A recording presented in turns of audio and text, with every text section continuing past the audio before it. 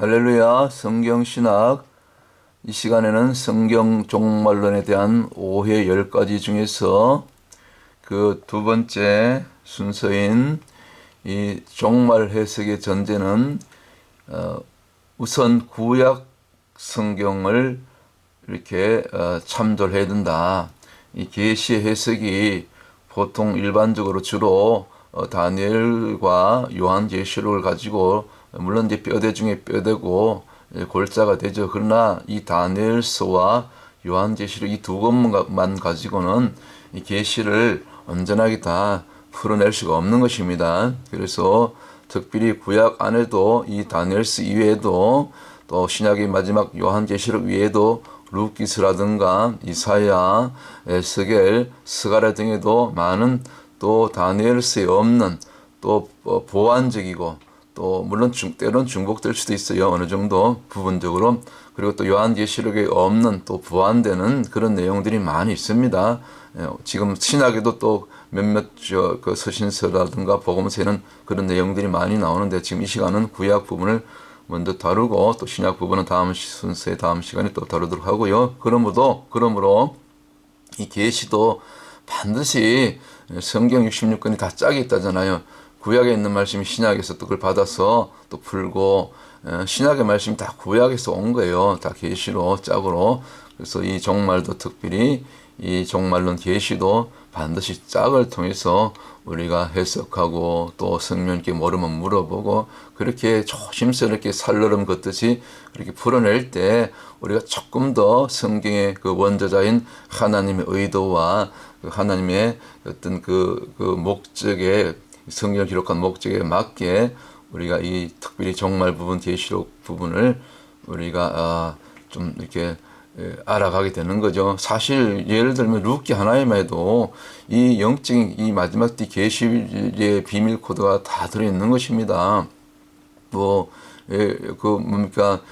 이 루시 보아스의 타작마당에 들어갈 때 그 타작마당이 마지막 그 알곡과 가라지를 추수하는 마지막 재림이거든요. 이런 것이 다 계시예요. 그리고 보아스가 루스에게 그 시험이 나오미 며느리 루스에게 그 보리어스들을 따로 대여주잖아요. 이 다 수비학입니다. 이 게마트리아 수비학 유대 랍비들이 다 수비학 이렇게 적용하잖아요. 하나님이 숫자도 지으시고 숫자를 많이 곳곳에 이 계시로 비밀 코드로 넣어 놓으신 거예요.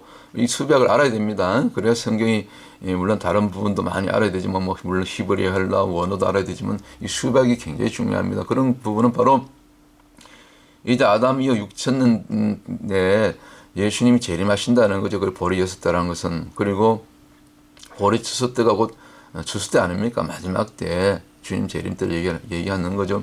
루키아에서 하나만 해도 또 루스를 통해서 보아스를 통해서 오벳이 오고 이세가 오고 결국 다윗의 계보 다윗의 후손으로 오시는 예수 그리스도시요. 예수 그리스도의 계보가 루키스를 통해서 다 계시되지 않습니까? 이런 것이 다 계시록과 이게 짝이 되는 말씀입니다. 또 이사야서 같은 경우는 특별히 이사야 11장 하고 65장에는 천년왕국에 대한 얘기가 정확하게 나오잖아요. 요한계시록에 천년왕국이 처음으로 언급되는데 20장에 그 20장에 없는 내용이 보완적으로 이사야에서 나오잖아요. 그렇기 때문에 먼저는 구약 성경, 신약에도 몇몇 복음서 또 고린도전서 15장 부활장 그리고 데살로니가 전후서 이렇게 나오죠. 그건 또 나눠서 신약 부분에 따라 다르고요.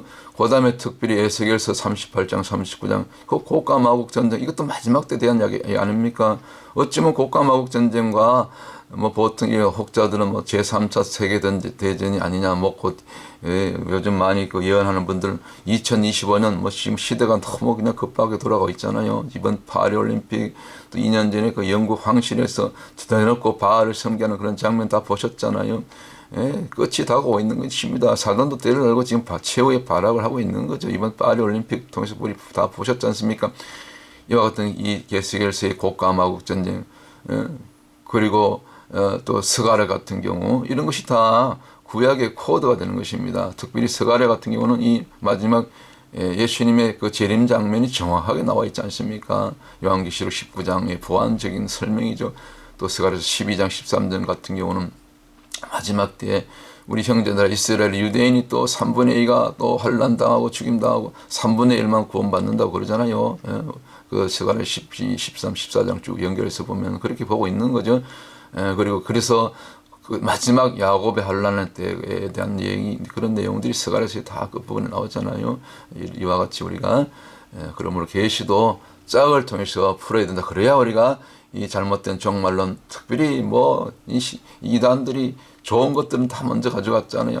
계시록 7장 14만 4천, 저 계시록 20장에 있는 그 천년왕국, 왕국회가 옛날에 천년왕국 얘기하면 다 이단으로 몰렸어요. 이단이 가져갔는데 그 이단에게 속아서 말이죠. 그래서 이런 부분, 이 계시도 짝이 있고 그 비밀 코드가 있다. 영적 비밀 코드가 있다. 심지어 수배까지도 룻기까지도 우리가 참고해서 종합적으로 이렇게 우리가 풀어내는 것이 가장 안전하고 잘못된 종말론에 그렇게 우리가 미혹당하고 빠져들지 않고 잘못하면 이단 됩니다. 이단 가르치는 자 듣는 자 우리가 그래서 가장 중요한 건 100% 우리가 첫 번째 시간에 완전할 수 없다 했잖아요.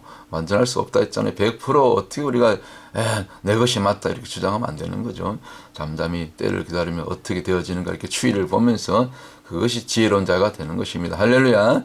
그래서 오늘 두 번째 시간 계시도 짝을 통해서 먼저는 우선적으로 구약 성경의 여러 권들을 특별히 계시와 관련된 보완적인 그런 성경 몇 권이 있습니다. 이와 같은 성경들 참조해서 그렇게 우리 계시록을 풀어내야 된다. 또 다음 시간에 또 신약 부분을 또 이렇게 조금 보완 설명을 드리면서 계속해서 10가지 종말론에 대한 이 그 오해 부분을 한번 정리해 보도록 하겠습니다. 할렐루야.